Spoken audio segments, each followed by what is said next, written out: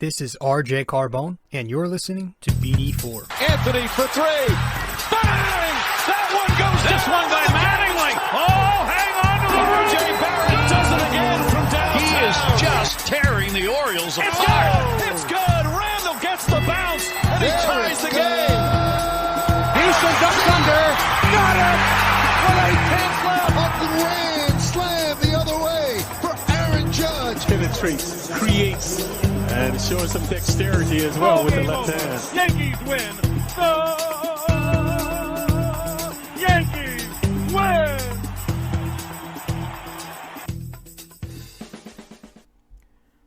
Well, that'll do it. What's going on, everybody? I'm your host, RJ-Carbone, and this is episode 342 of the podcast. Welcome to the podcast. Welcome to BD4, where there is no better way to get your Yankees and Knicks analysis. We also do MMA now too. Yankees every series, Knicks every game, MMA on the weekends.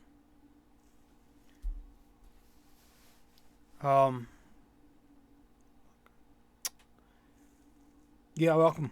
Episode 342. If you're new here, welcome, and be sure to subscribe to the show. I'm on Apple Podcasts, Spotify, Google Podcasts, Anchor, Stitcher, Overcast, Castro, Breaker, SoundCloud, many listening platforms. You can also watch the podcast on YouTube, and you can watch it on Spotify too. So you can listen to it on all those platforms, and you can watch it on YouTube and Spotify if you like. So be sure to subscribe to it. If you listen to us on Apple Pod, be sure to give us a 5-star rating and review. We are currently a 5-star podcast, and we'd like to keep it that way. So if you do enjoy the show, give us a 5-star rating. Or like us on YouTube, wherever you can. Comment.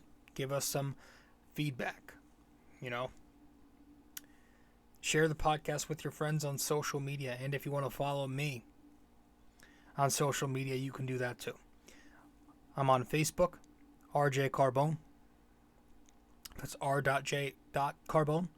And I'm also on Instagram, at rjcarbone. At rjcarbone. So, I'm going to get right into it tonight. I was going to combine this episode with the most recent Knicks-Blazers game. The Knicks defeated the Blazers, but we're going to save that. We might put that episode, either push it aside to tomorrow, which tomorrow, March 17th on Thursday, or we might just skip that and talk about the Knicks on after Friday's game. We'll see. Depends on how I feel tomorrow, if I'm busy enough, if I have the energy, because right now I just don't have the energy because of the Yankees. The same old, right? Or should I say the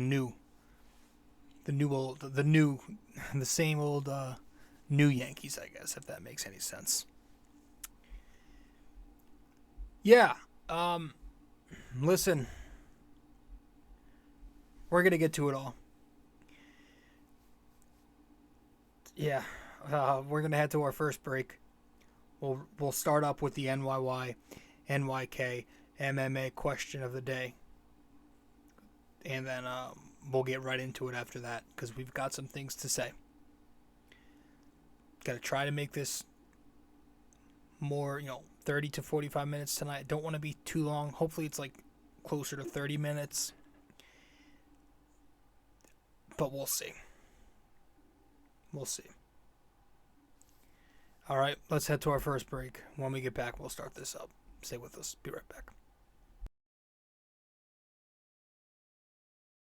Hey guys, so I've noticed that only a small portion of you who watch BD4 on YouTube are actually subscribed. So if you do enjoy this podcast, and maybe you want to be notified when new episodes release, I'd consider subscribing and also hitting that notification bell. This way we can help the channel grow, and you won't miss a single episode of BD4. Alright, let's get back to it.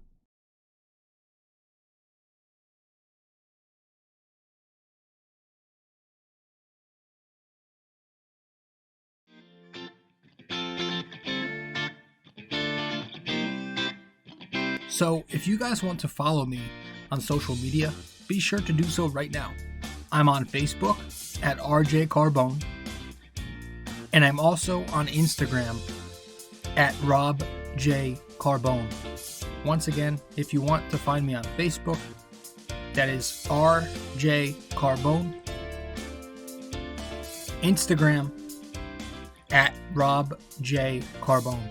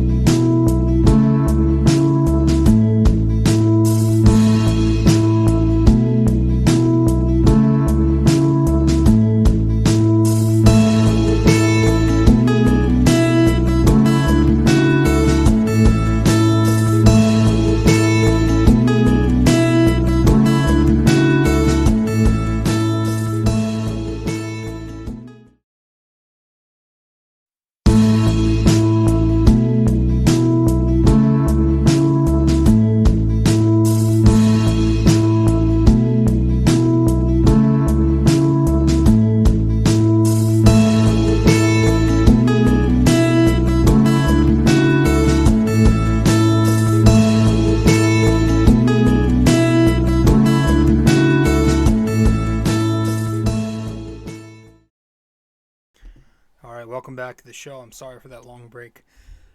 Longer than usual. I needed to go get a drink of water.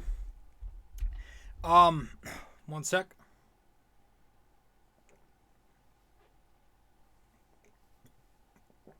Alright, we're good. So let's talk about it.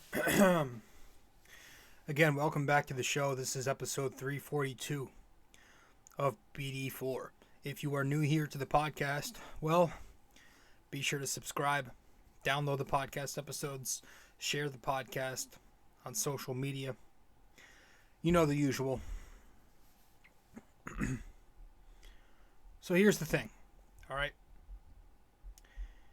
I don't know how I always forget to, it's because we usually do it at the end.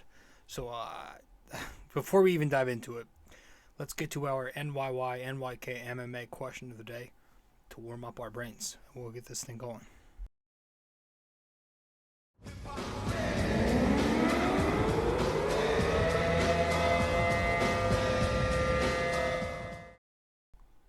Alright, so for episode 342, our NYY-NYK-MMA question of the day is, from 1976 to 1978, the Yankees won 3 American League pennants. How many times did they win the World Series during that span? Alright, I'll say it again. From 1976 to 1978, the Yankees won 3 American League pennants. How many times did they win the World Series during that span?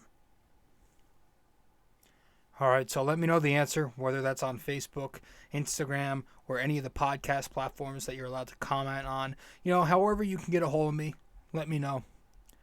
If you get the answer correct, I'll give you a shout out in the next episode.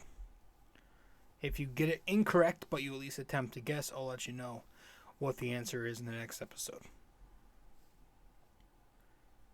So, last night, and as I am currently recording, it's March 16th on a Wednesday. So last night to me right now as I speak, not as you listen, is March 15th on Tuesday. So last night on Tuesday, the New York Yankees re-signed Anthony Rizzo on a deal worth $32 million for 2 years. It's a straight-up deal. They're paying him $16 each, and he's got an opt-out clause for year 2, which he'll probably use. Okay, so I like Rizzo, right? I've let you know all know. I like Rizzo. I think he's a good player. I'm a fan of him. He's one of my favorite players in baseball, to be honest. He's one of the more well-respected players in the game. Guy has overcome a lot. And he's a very charitable dude. And he's a good player. Okay, so I like Rizzo. But they did this with Freeman still out there at the time. I believe he's just about to sign with LA, as I'm getting texts over and over right now. They did it with Freeman still out on the market. Now, all of this whole offseason, to me, it's not been shocking. Totally expected. Given how this front office has operated these last few seasons, that minor market mentality, it's not surprising that the offseason went the way it did, or has gone the way it did. You know, it's been very unspectacular, underwhelming. That said, I do want to point out that this doesn't mean I think this was an absolute dreadful, terrible offseason and the world is going to end. I do think they got better. Right? I do think they did. I think, in theory, they improved defensively. Okay, you got better behind the dish. You got better at shortstop. You got better at first base. I think they improved at the plate. In particular, well, one, they got their lefty. They got a lefty. 2, actually, if you include the catcher kid. But they got Rizzo, the lefty. And most importantly, I think they improved in terms of contact hitting. And I think that will overall improve their offense. Their lineup is going to be given a boost because they've now got Donaldson at third base, which, if you look at Gio's 2021, he actually struck out a lot. And Donaldson strikes out over the course of his career. He's striking out at about an average rate. His 20% K rate is about average. So you don't get a ton of strikeouts from him. Maybe a little more in recent years, but you don't get a ton relative to the rest of the guys. At shortstop, Kiner Falefa. He's a contact hitter. So you got more contact there. He's a 15% K rate guy. And he's got the ability to hit 280.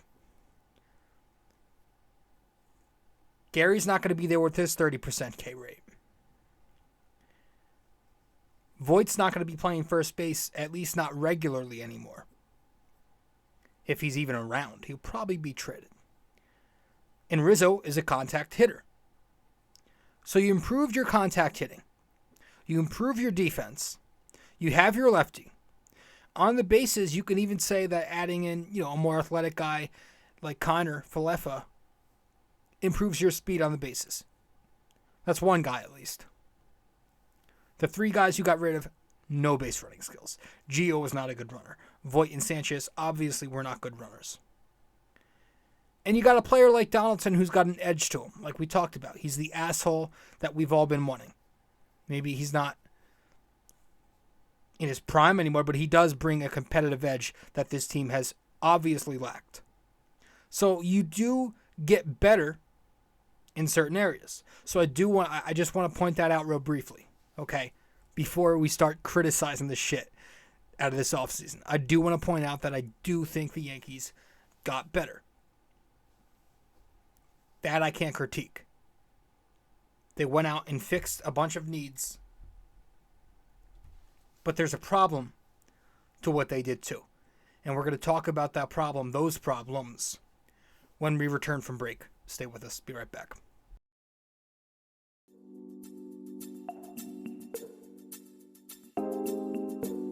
So BD4 is on so many platforms to listen to. You can listen to us on Apple Podcasts, Google Podcasts, SoundCloud. You can listen to us on Spotify. You can find us on our sponsor, Anchor, and many other listening platforms as well, wherever you get your podcast. But we are also available to watch on YouTube. So if you want to watch us on YouTube, go subscribe there. But if you prefer to listen to us, again, many listening platforms. Just be sure to subscribe, download, give us a rating, a review, comment, share the podcast, and all that fun stuff. This is BD4, where there's no better way to get your Yankees and Knicks analysis.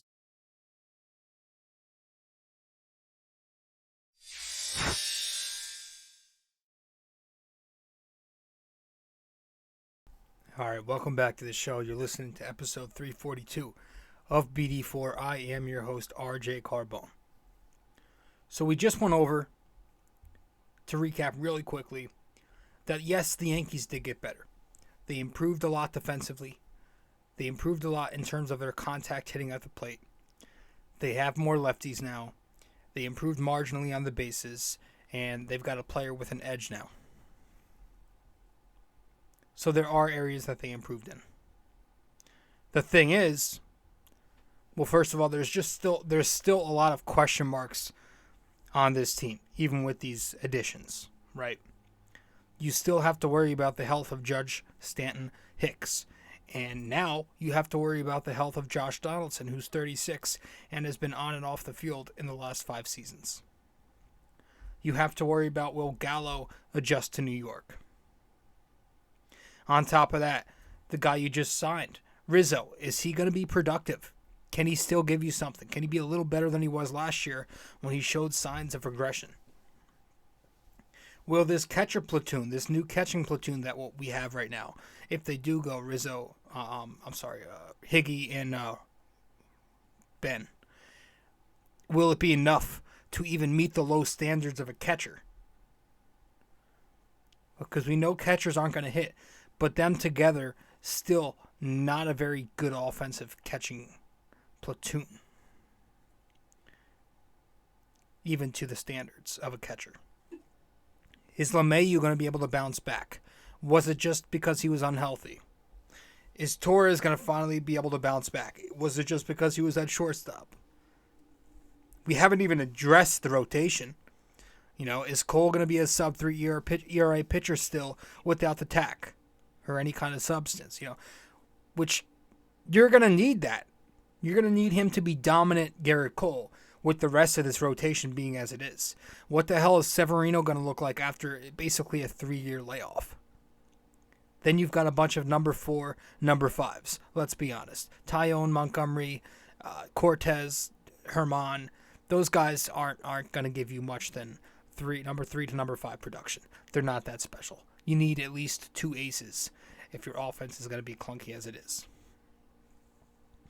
The prospects on the mound, too, are unpredictable. You don't know what you're going to get from Luis Hill if he's in this rotation at some point. You don't know what you're going to get from Schmidt after the surgery.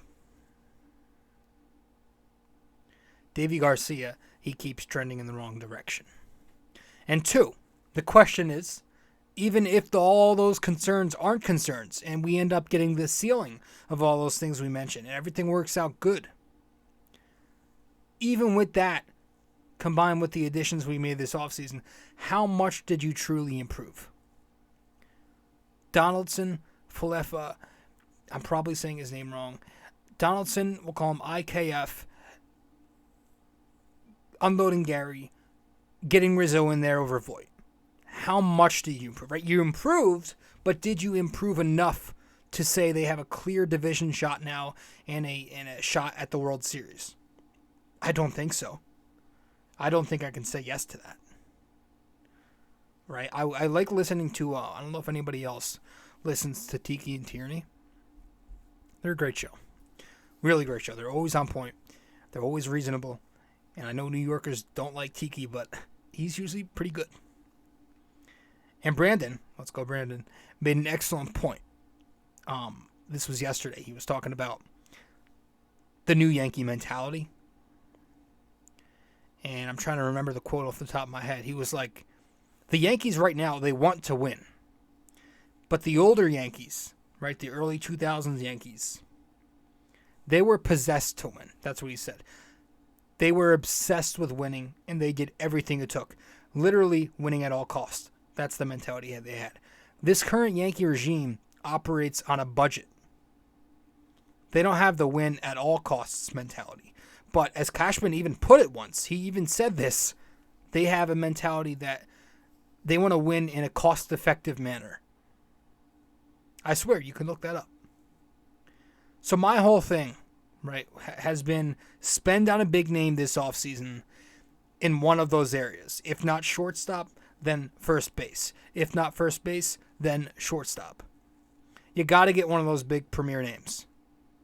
You had all this money, and you still managed to leave this team with as many question marks as you have.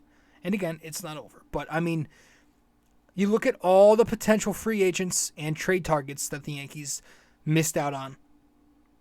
I mean, you had the big shortstop market, right? That was the big talk heading into the winter. Correa, which he's obviously that's not an option anymore. Story, who I didn't love, but I would have accepted it. That's not an option anymore. Seager, at the very start of the before the lockout, went to Texas. So did Simeon. Baez, he went to Detroit. So no, no, no, no, and no. Then you had the Olsen deal in Atlanta. He then got extended too. Then you lost out on Freeman last night when you opted for Rizzo. Freeman's going to LAD. Earlier today, I think it was, Matt Chapman, was traded to Toronto. So they got better. Division rival. That Suzuki kid, who's apparently, the biggest superstar from overseas since Ohtani. Cubs. Chris Bryant earlier, I think, to Colorado. Kershaw. I would have taken that $17 million flyer. Shit. Scherzer, which again, by the way, the rotation we haven't even addressed. I would have taken Scherzer. I don't care. The Mets paid him a ton of money. Okay, they're trying to win. They also got Chris Bassett. You couldn't get all those names I just listed. You could not get one of them. Not one. One. Or even show legitimate interest. Because we hear all the time the Yankees are doing their due diligence, right? Excuse me. Or they are checking in. That can literally mean anything.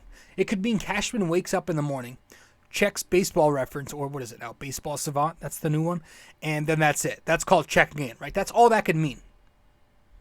And you look at all these other teams, they're being active. You don't see the Dodgers ever penny pinching. And the Mets, under Steve Cohen, have become what the Yankees used to be. And the Yankees are heading down that Wilpon path. It seems like, at least to a degree. Now you're hearing, I don't know, man. And you're hearing Hal make all these excuses. COVID revenue hit. All these other teams aren't affected by it. Stop. All these teams have a clear-cut goal. The Mets, the Dodgers. You remember the older Yankees? I don't care if I sound like a friggin' 55-year-old man. The older Yankees teams used to respond by all these early playoff exits with, give me the very best player available in the very next offseason. Hell, they won a World Series in 2000. Then they signed Messina for the 2001 season and beyond. In 2001, they lost to the Diamondbacks in the World Series. What'd they do? Give me Giambi in 2002. Then they lost to the Angels in the divisional round in 2002. Give me Matsui in 2003. Then they lose to the Marlins in the 2003 World Series. It's give me A-Rod the very next offseason in 2004. They lose to the Angels, I think, in the divisional round in 2005. Give me Johnny Damon. They missed the playoffs in 2008, and in 2009, we all remember, the younger Yankees fans definitely remember this, it's give me Teixeira, give me Sabathia, and give me Burnett. They spent $424 million in that winter. Okay? They spent.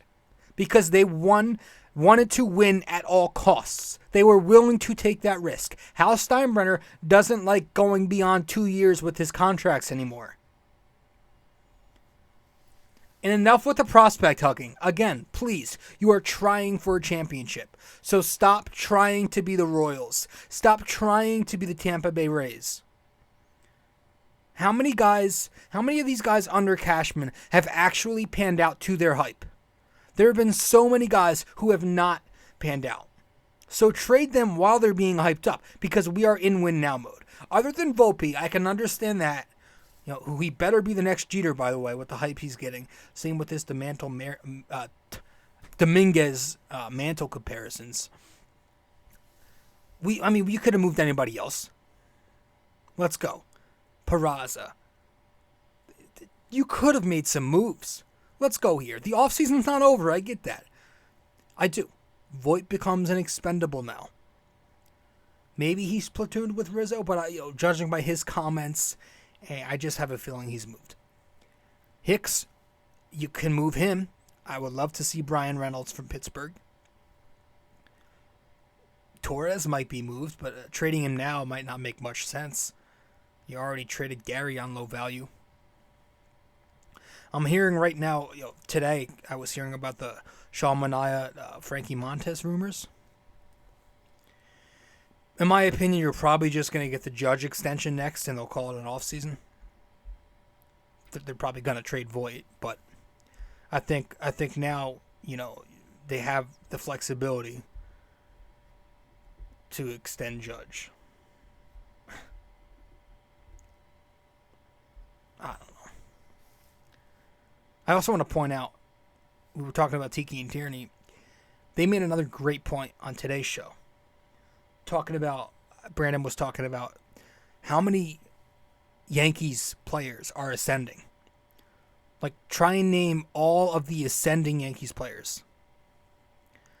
You look at first base, Rizzo isn't ascending. You look at second base, Torres, he was supposed to be ascending, but he's going downhill ever since that first 2 years. DJ LeMahieu isn't ascending. Right? Shortstop, IKF, he's not an ascending star. Third base, Donaldson sure as shit ain't ascending. Neither of your catchers are. Stanton and Judge are, in the prime of their careers. They're not ascending. You don't have that guy who's ascending. That exciting guy currently on this roster. It ain't Hicks. It ain't Gallo. So in the end, again, the focus should never be about the latter. The later with the Yankees team. It should never be about later. I'm reading off my notes. I spell later with two T's. But yeah, it shouldn't. We're tired of the penny pinching, right? And yes, they spend technically, right? They passed the second luxury threshold, right? $251 million payroll right now. But in the end, they passed up on the bigger, longer deals. They instead opted for the cheaper stopgaps. Donaldson, IKF, IFK, whatever it is, IKF. Donaldson, IKF, Rizzo, all stopgaps. They're all temporary bridge players. So right now, having exceeded the first threshold at $230 million and going past the second threshold by $1 million and change, they're being taxed around a total of $4 to $5 million. That is absolute pennies to the Yankees, man. I don't think some of you understand how little that is to them. So they spend just enough so they can keep, their narrative going. And then they'll play you the if everything goes right game, which always pans out, right? So, yeah, in the end, I think it was a so-so offseason in the big picture. But compared to our standards, we're trying to win a World Series, not just be adequate. No, it was a disappointment, right? It was a disappointment. after the Donaldson deal, I was like, okay, I like it, but I hope they do something big. And something big to me was go and get Freeman. Go and get Freeman. You cannot lose out on Freeman now because you didn't get your shortstop, so now you got to get Freeman. And I thought they were going to at least make an attempt. No attempt. Freeman goes to LAD. They signed Rizzo before Freeman's even off the friggin' market. That's what frustrates me most. They go and get Rizzo before Freeman is even off the market. So you didn't get your big name. You passed up on all those guys. And here you are with another patchwork infield, patchwork lineup, and a rotation that has yet to be addressed. And on top of that, now we got this news that these, liberal politicians are not going to let Judge, Rizzo, and the other unvaccinated Yankees play, which is absolutely pathetic because the guys who are vaccinated are still getting COVID. Nobody's fucking afraid of this shit anymore. I don't care. I'm going to say it. Nobody listens to this shit. I can say what I want. It's my opinion. I just can't stand this whole fiasco. It's becoming one giant shit show. You've got guys in the stands, Yankees fans, who are unvaccinated. I'm so sick of saying that word. I'm sick of hearing about it. But I think by the end of I think by the beginning of the season, that shit's gonna be lifted because it's ridiculous. It's about something bigger than this virus that has a 99% survival rate.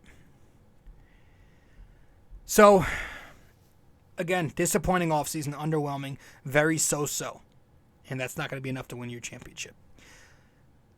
This division's good. Toronto got better. Tampa's always going to be there. Boston is Boston. They're a good division. I actually heard Baltimore was looking to throw Correa $10,300,000 deal. I saw that by a verified Twitter page. Jesus Christ. Imagine. So that's it. That's all I've got. I just ranted. That's it. It's very disappointing. Hopefully we can do something to salvage it, but what can you do at this point? Everybody's off the market. There are no big-time names left. Right? Let's head to break. When we return from break, we're going to get to RJ's parlay to wrap this thing up. Stay with us.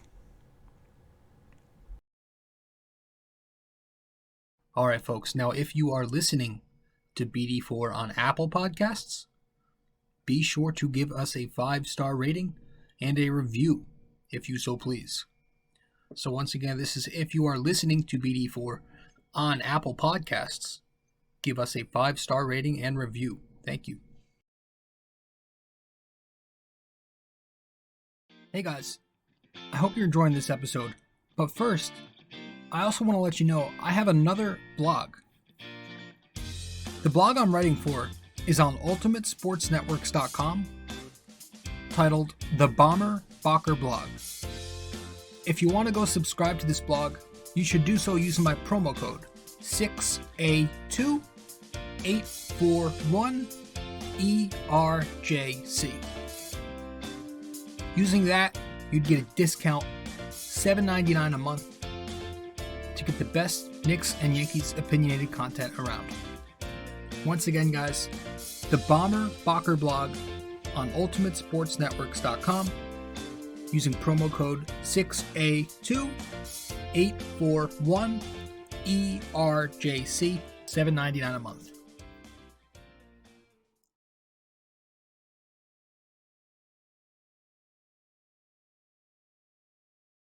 A custom wall tapestry is a surefire way to uplift any room's aesthetics with a personal touch. This 100% polyester wall tapestry comes with hemmed edges for extra durability, while its mildew and water-resistant properties ensure years' worth of decorating bliss. The advanced tapestry printing techniques guarantee crisp detail even for the craziest of designs in any of the multiple size choices. You can select a size of 26 by 36 inches, 51 by 60, 68 by 80, and 88 by 104. These wall tapestries usually ship in 7 to 10 business days, and the price ranges from $24.99 to $69.99, all dependent on the size you select. The Bomber Bacher blog wall tapestries come in orange, gray, and black. But most importantly, be sure when purchasing a wall tapestry for the Bomber Bocker blog that you use promo code 6A2841ERJC. 6A2841ERJC.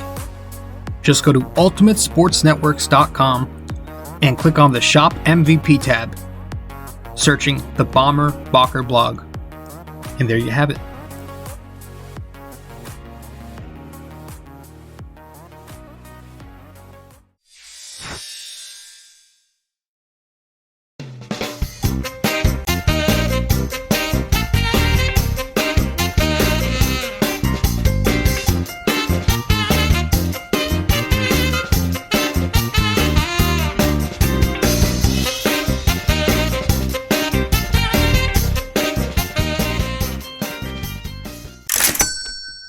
All right.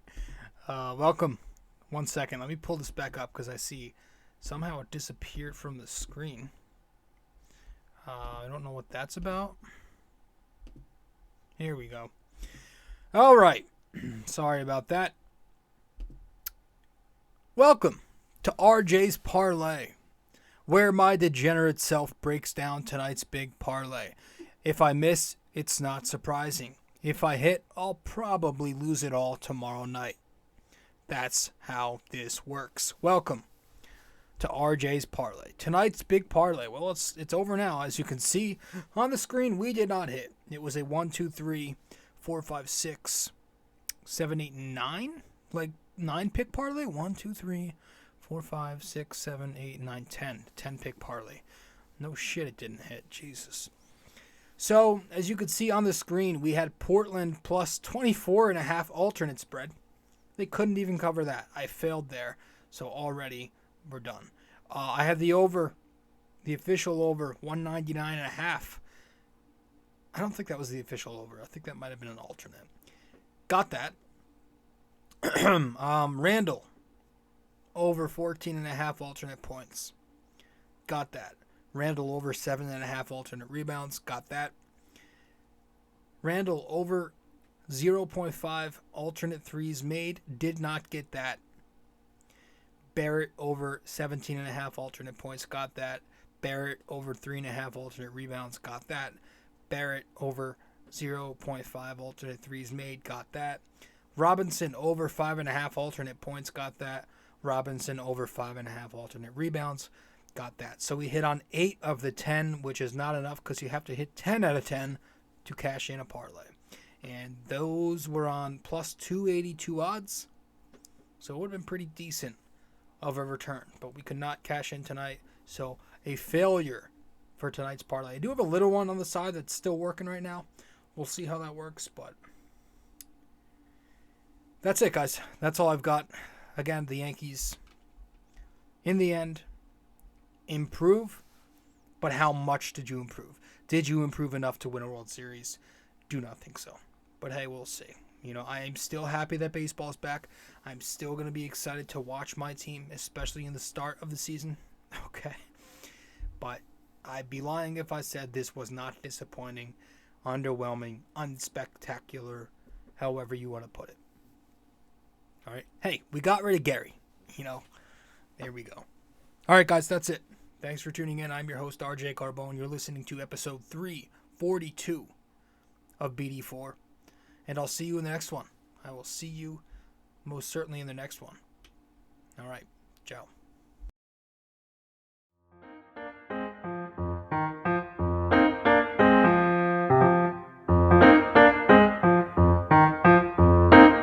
This podcast is brought to you by Anchor. It's the best way to make a podcast. Download the Anchor app or go to anchor.fm.